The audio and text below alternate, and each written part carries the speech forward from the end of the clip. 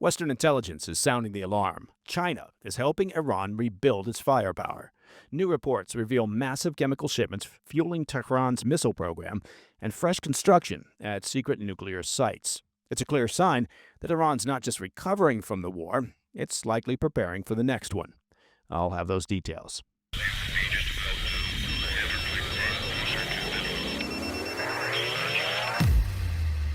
Months after the 12-day war between Iran and Israel left much of Tehran's military infrastructure in ruins, Western intelligence agencies are warning that the Islamic Republic is quietly rebuilding its arsenal, and it's getting help from China. According to a new CNN report, Iran has resumed work on its ballistic missile program despite the reimposition of UN sanctions last month that ban arms transfers and missile development. Intelligence sources say the activity isn't just minor tinkering. It's a full-scale effort to restore Iran's long-range strike capability, with Chinese companies playing a key role in supplying the materials. At the center of this effort is something called sodium perchlorate. That's a chemical used to produce solid fuel propellants for ballistic missiles. Now, ship tracking data shows that since late September, at least 10 shipments of sodium perchlorate, about 2,000 tons in total, have made their way from Chinese ports to Bandar Abbas. That's Iran's main naval hub on the Persian Gulf. Analysts say that's enough material to power hundreds of medium-range missiles. For context, solid fuel missiles are faster to launch and easier to hide than liquid fuel ones, making them, more dangerous from a military standpoint. And unlike uranium or centrifuges, sodium perchlorate isn't technically a banned substance. It's considered a dual-use chemical, meaning it has some legitimate industrial applications. That ambiguity gives Beijing some political cover to say that it's not violating sanctions, even though the quantities and destinations are, of course, raising eyebrows across Western capitals. U.S. and European intelligence officials told CNN that these shipments began almost immediately after sanctions snapped back into place last month. That timing, they say, shows both Tehran's defiance and Beijing's willingness to look the other way, if not actively assist. The two countries already have extensive energy and trade ties, and Chinese firms have helped Iran skirt restrictions for years. What's new, according to Western analysts, is the scale and coordination of the recent transfers. And while Iran rebuilds its missile capabilities, there's also evidence it's reinforcing another pillar of its military base, and that would be its nuclear infrastructure. Satellite imagery reviewed by Newsweek and analyzed by the Center for Strategic and International Studies shows renewed construction at several Iranian nuclear sites, including a vast underground complex known as Pickaxe Mountain near the city of Natanz. The imagery reveals new tunneling, road construction, and the expansion of protective structures, signs, experts say, that Iran is hardening its most sensitive facilities against future airstrikes. Now, to be clear, there's no indication that Iran has restarted weapons-grade uranium enrichment, but analysts say the work at Natanz lays the groundwork for doing so. If Tehran decides to move in that direction, that is. It's a strategy they've seen before, building redundancy and protection so that even if parts of the program are bombed, others can quickly pick up the slack. Iran's leaders have been open about their intent to become more self-reliant militarily following Israel's massive air campaign earlier this year. The 12-day war destroyed weapons depots, radar sites, and dozens of missile launch facilities. Since then, the Revolutionary Guard Corps has vowed to, quote, restore deterrence, and these new reports suggest they're making good on that promise. For Washington and its allies, the implications are significant. The renewed missile activity effectively undermines the UN sanctions regime that was supposed to restrain Iran's weapons programs. It also puts China in direct conflict with U.S. policy. The Biden administration has already sanctioned or had already sanctioned several Chinese firms for aiding Iran's oil exports. Now, similar penalties could extend to companies tied to missile materials. For Israel, this development is even more immediate. A revived Iranian missile arsenal, even if not yet nuclear armed, poses a serious threat, especially if it includes precision-guided systems that are capable of striking deep inside Israeli territory. Military planners in Tel Aviv are already warning that Iran could return to its pre-war capacity within months if current trends continue.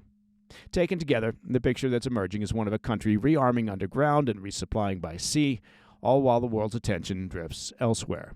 Iran's partnership with China gives it both the materials and the political cover to rebuild faster than expected. And by moving key facilities deeper underground, Tehran is betting that the next round of airstrikes, whenever it comes, won't be enough to stop it. As one Western intelligence official put it, they're rebuilding what we just destroyed, and they're doing it smarter this time. All right, coming up next, the U.S. pushes a plan for an Arab-led Gaza security force with no Western troops. And the death toll from Rio's massive anti-drug raid climbs past 100 amid accusations of police executions. I'll be right back.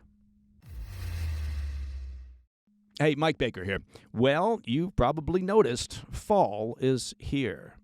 Autumn. It's that time of year again. Shorter days, colder nights, a fire in the fireplace perhaps.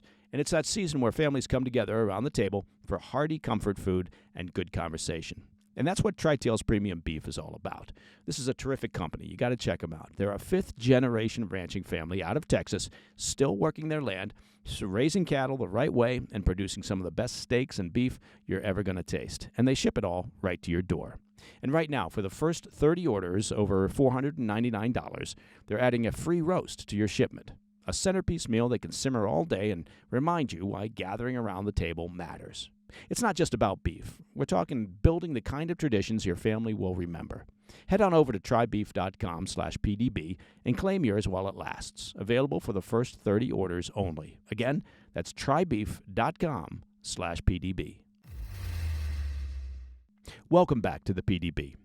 As Gaza teeters between ceasefire and collapse, Washington's next move is already underway, crafting an international force made up entirely of Arab and Muslim nations, tasked with securing the Strip in the event that Hamas eventually relinquishes power.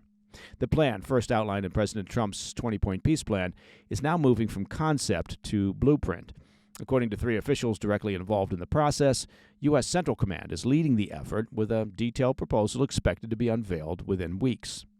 But here is what we know now. The International Stabilization Force, or ISF, would patrol Gaza's borders, stop arms smuggling, and oversee humanitarian aid deliveries, all while maintaining legitimacy among Palestinians and keeping the IDF sidelined. Its headquarters would sit just north of the Strip, inside the U.S. Civil Military Coordination Center, serving as the mission's command hub once operations began. In tandem, Washington is mapping out a new Palestinian police force to be trained and vetted by the U.S., Egypt, and Jordan that would take over daily security once the ISF is in place. The idea of the ISF, American officials say, is to build a local authority that can keep order without allowing Hamas to return to power. As for the countries involved, the coalition is already taking shape. Washington wants this to be a Muslim-led mission, with partners like Indonesia, Azerbaijan, Egypt, and Turkey lending troops to show regional credibility. The goal is to make the ISF look and feel like a homegrown solution, not a foreign occupation, despite its U.S. oversight. But Turkey's inclusion has proven the hardest sell. Israel has pushed back fiercely, rejecting any Turkish military presence in Gaza. Washington, though, sees Ankara, along with Qatar and Egypt, as essential to getting Hamas to cooperate. One U.S. official told Axios, quote, "The Turks were very helpful in getting the Gaza deal. Bashing Turkey has been very counterproductive," end quote. Under Trump's peace plan, the ISF's deployment is a condition for Israel's withdrawal from roughly half of Gaza. Now that handover won't happen until Hamas agrees to disarm and give up administrative power. Those are conditions that the Iranian-backed terror group has repeatedly rejected.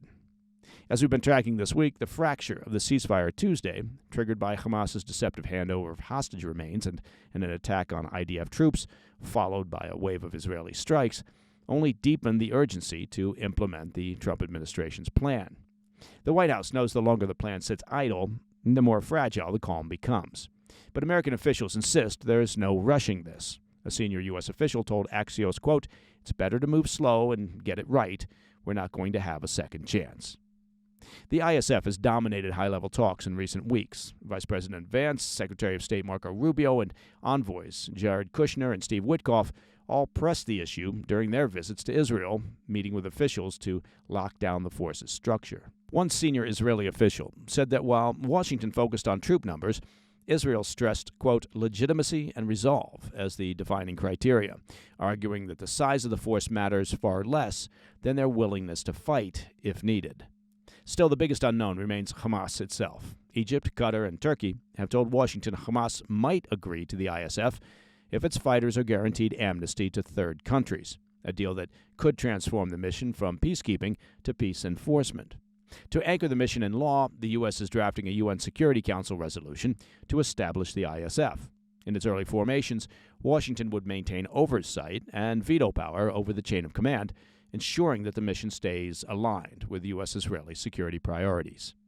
Trump views Gaza as the linchpin of his Middle East peace legacy, and his aides describe the ISF as the missing piece of the roadmap, one that could stabilize the Strip, disarm Hamas, and mark a rare moment of Arab-led peace enforcement under American coordination. Okay, now I want to provide an update on what's unfolding in Rio de Janeiro, where a police raid meant to cripple one of Brazil's most powerful gangs exploded into one of the bloodiest operations in the city's history, leaving at least 119 dead in a city gripped by unrest.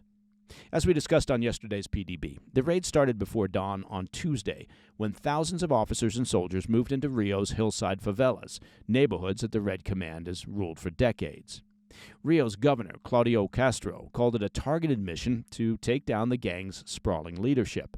But within hours, the city was echoing with gunfire, smoke rising over the alleys, and residents caught in the middle of what looked like open warfare. By the time the sun rose Wednesday, the death toll was staggering. Bodies were being hauled away in trucks, others laid out along the streets as families cried out for justice. Outside the governor's headquarters, crowds waved Brazilian flags streaked with red paint, urging Castro to resign, and chanted, quote, massacre and assassins.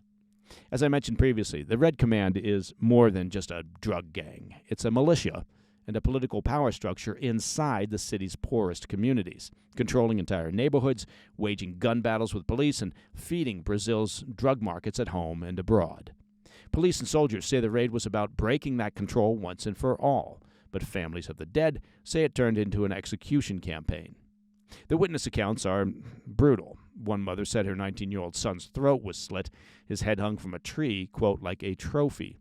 AFP reporters confirm several decapitated bodies among the dead, many showing signs of torture, burns, and close-range shots. Several residents describe bodies having, quote, stab wounds and tied up. A lawyer representing victims' families said many were, quote, murdered in cold blood. But Rio's state police secretary paints a different story. He said the raid recovered 90 rifles and more than 1 ton of drugs, claiming all those killed were suspects who, quote, resisted police. State security officials report roughly 2,500 police and soldiers took part in the operation, supported by armored vehicles, helicopters, and drones. The BBC reports 4 police officers were among the dead. Castro defended the operation as a success and part of Rio's, quote, war against narco-terrorism. He went on to describe that, quote, Rio is alone in this war, blaming the socialist federal government of Brazil for withholding support.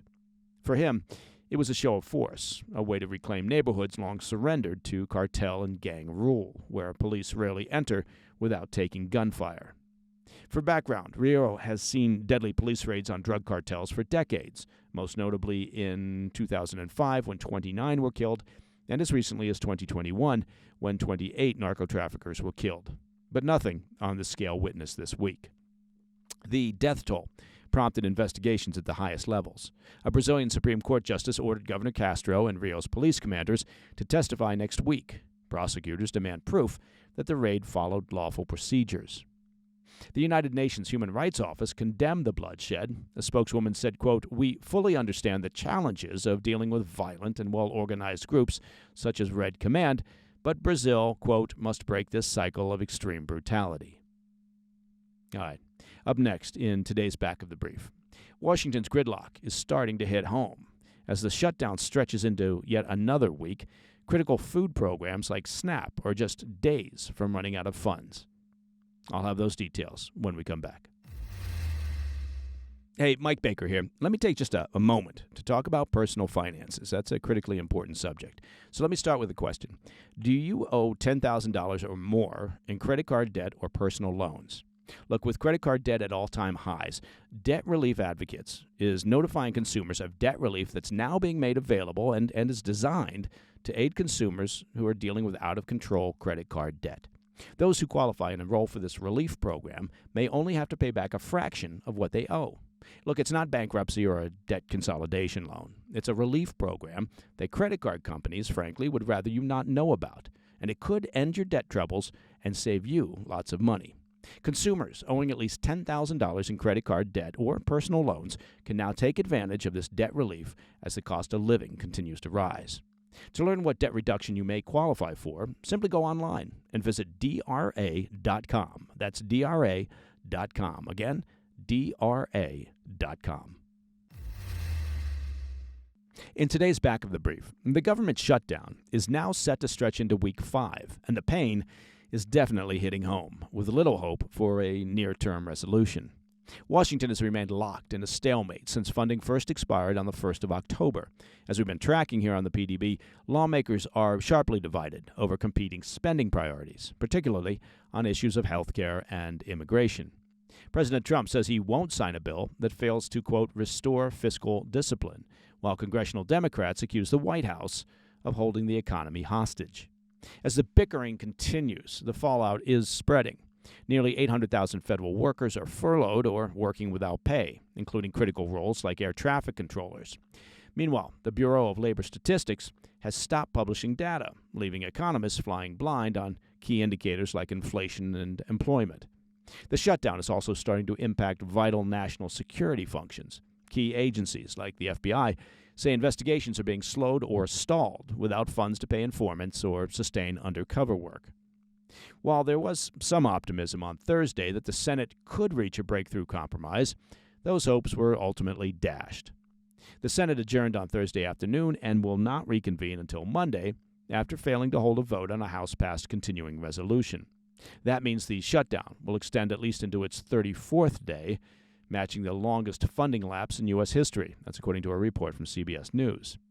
While the shutdown has already impacted nearly 1 million federal employees, Congress's failure to reach a deal this week means the effect will soon be felt on a much larger scale, particularly for the millions of Americans who rely on federal assistance programs.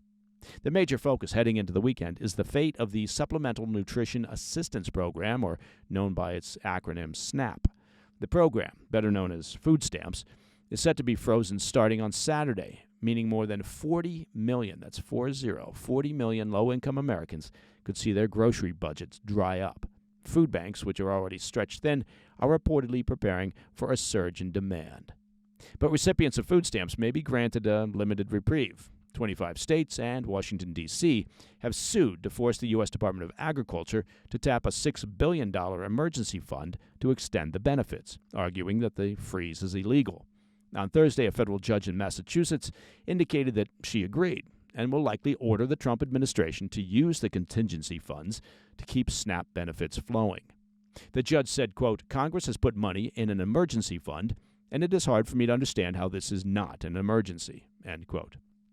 The problem, however, is that the funds are not enough to pay for a full month of benefits, as the food stamp program costs the government an estimated $9 billion per month. Regardless, the benefits will be delayed, as states need a few days' notice to allocate the funds. Zooming out, the shutdown is also bleeding into the wider economy. A report issued Wednesday by the Congressional Budget Office warns that the U.S. is set to lose between $7 billion and $14 billion, depending on how much longer the shutdown drags on, potentially shaving 1 to 2 percentage points off the U.S.'s GDP in the fourth quarter of 2025.